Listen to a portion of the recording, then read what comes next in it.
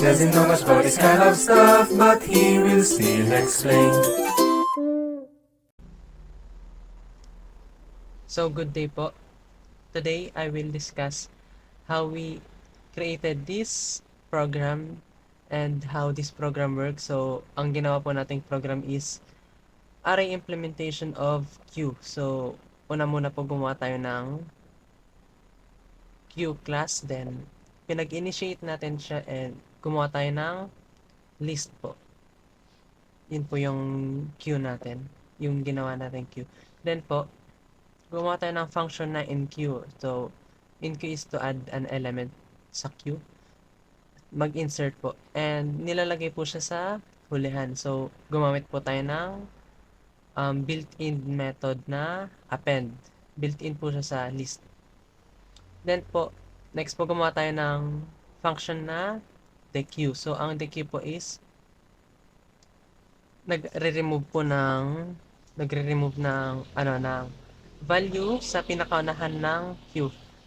So, kasi po ang queue is first in, first out, last in, last out. So, una muna po, i-check niya po kung may laman yung queue. If wala, then magre-return ng none. And if meron po, proceed po siya dito sa pop, then 0, yung pinakaunang element sa queue.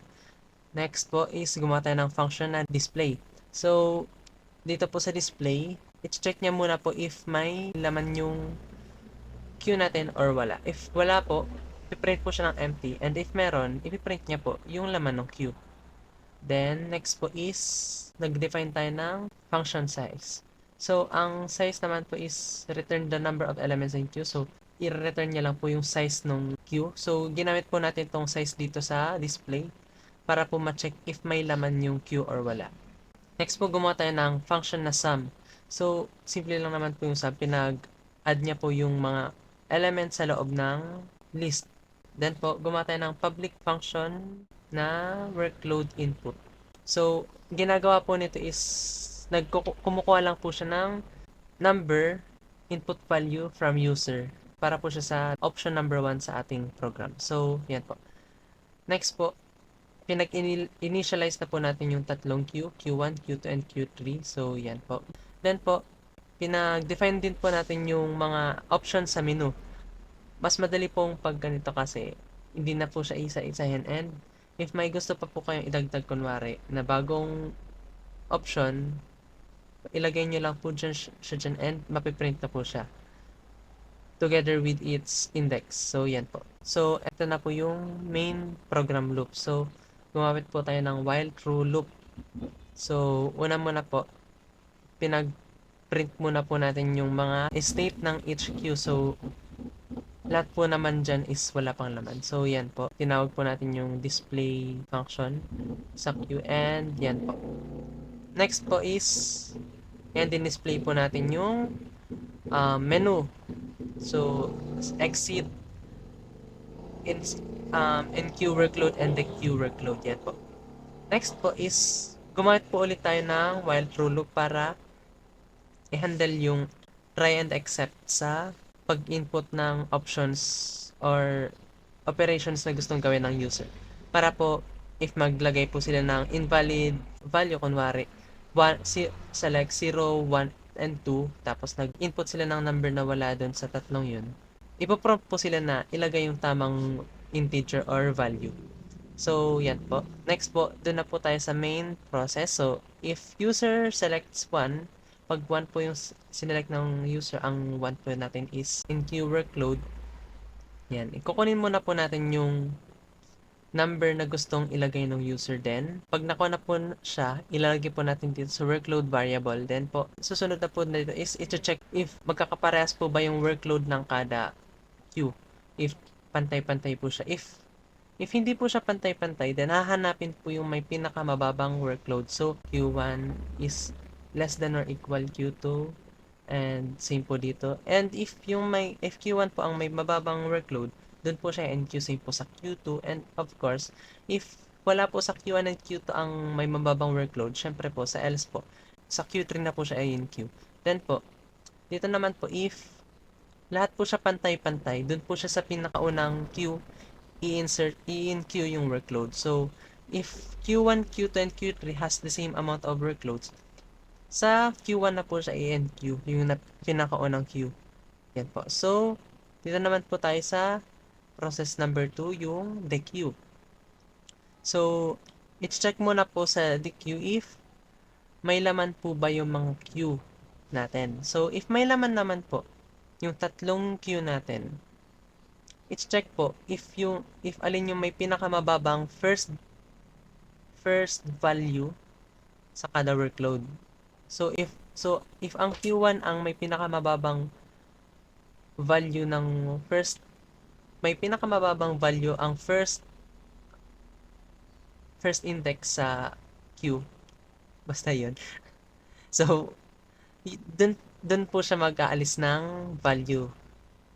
Then po, same po sa Q2, if yung Q2 po ang may value na pinakamababa sa index 1, dun po siya mag-aalis, and Q3. Then po, gumarin, and next po is, if dalawang Q lang po ang may laman, i-check po kung alin po ang may pinakamababa po dun sa dalawang yun. Q1 and Q2, Q1 and Q3, and Q2 and Q3. Then po, yan po. Doon po siya sa pinakamababa mag-aalis ng workload. So, and lastly po, if isang queue lang po ang may element. So, if Q1 lang po ang may element, syempre doon lang po siya mag-queue, and so on po. And else po, if lahat po ng queue natin is walang laman, else po, magpiprint po siya ng all queues are empty. Yan po. Then po, ang process 0 po is, pag yun po ang sinelect ng user, mag-exit na po ang program. So, test po natin siya. I-open ko lang po ang aking Leons. So, yan guys, okay na. So, let's run the program. So, first, gagawin muna natin yung sample run sa Leon. So, una muna is yung choice 1. Ang value natin sa workload is number 3. Then, number 5. Next is number 2. Next, number 1. Then, number 4. Next is number 2 ulit. Then, okay na siya. Mag-start na tayo mag-dequeue. So, number 2 for dequeue. So, anong nangyari? So, ang naalis po dun guys is yung queue na may pinakamababang first value. So, ang nawala po sa kanya is number 2 sa Q3, since ito po ang may pinakamababang value sa first position niya. So, yun po inalis. Then, ito na po ang ating ang mga elements sa queue. Then po, dequeue po ulit tayo. Next, so yung inalis po ulit is yun sa Q3, since yun po ang may pinakamababang first value. Next po, dequeue ulit.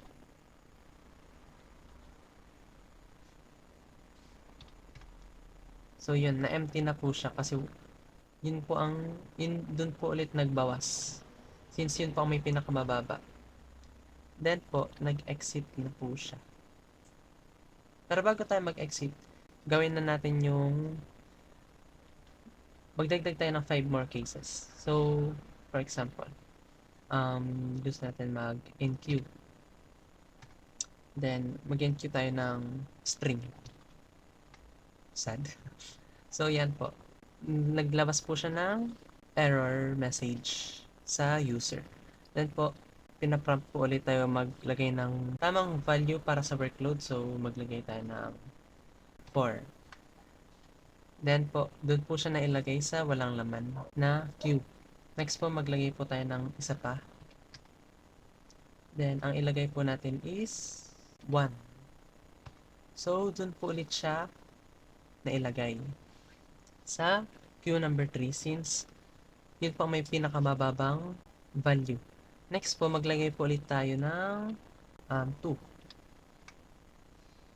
So, sa inilagay natin 2 na yung inilagay nating 2 na ilagay na siya sa Q2.